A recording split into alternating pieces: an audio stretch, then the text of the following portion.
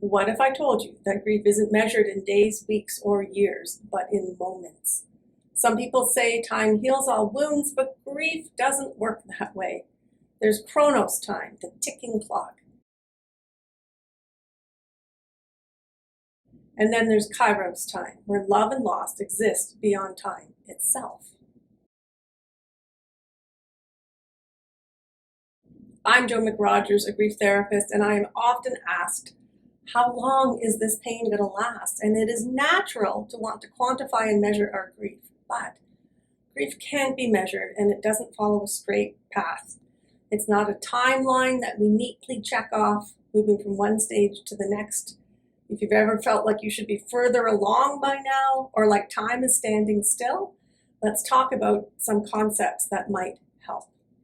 Kronos is the time that we all know well. It's the ticking clock, the days on the calendar. It's what the world around us recognizes. How long it's been since your loss? How long is grief supposed to last?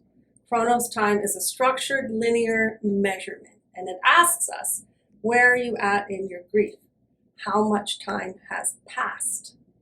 In Kronos time, we mark death anniversaries, we count the weeks and the months, we notice the ways in which life keeps moving forward even when we feel stuck.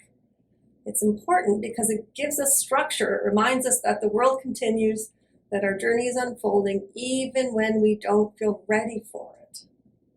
So often we're pressured to measure grief in Kronos time, to be okay by a certain point on the calendar, to fit grief into schedules. But grief isn't a deadline, it is a lifelong relationship. So next, what is Kairos time? Kairos is different. It's the time that exists outside of clocks and calendars. It's the moment you hear their favorite song and suddenly they are right there with you. It's the deep sacred time where your grief meets love, where healing isn't about moving on, but about integrating them into your life in a new way. Kairos is when time stands still, when we have moments of profound reflection, insight, or connection, when we dream of our loved one and we wake up feeling revitalized and connected, when we speak their name and feel their presence in our hearts. Kairos isn't measured by days or years, it's measured by meaning. But I'm here to remind you that grief is a long-haul journey.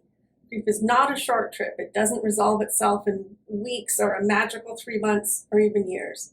We carry it, we grow with it, and over time it transforms us.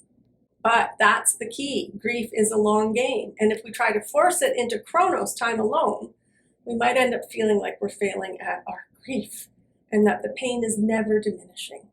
If we only focus on Kronos, we can get stuck in the idea that healing should be a race against the clock, that we should be over it by a certain point. We may feel pressure to suppress our grief because time keeps moving forward. Others have gotten on with their lives. But that just often leads to more unresolved pain, and this is where Kairos becomes essential. It reminds us that healing isn't about checking off milestones. It's about being present with our grief in the moments that matter. It's recognizing that some days will feel like the loss just happened, even if it's years ago, and that's okay. Kairos holds space for the fact that love and loss are timeless. The concept of Kairos time offers us a way through. It invites us to step out of the linear time and into more moments of presence and meaning.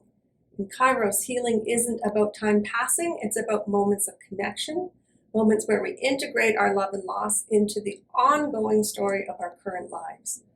When we allow ourselves to embrace these moments, we don't just wait and hope for grief to fade. It can transform our relationship with our grief and our person.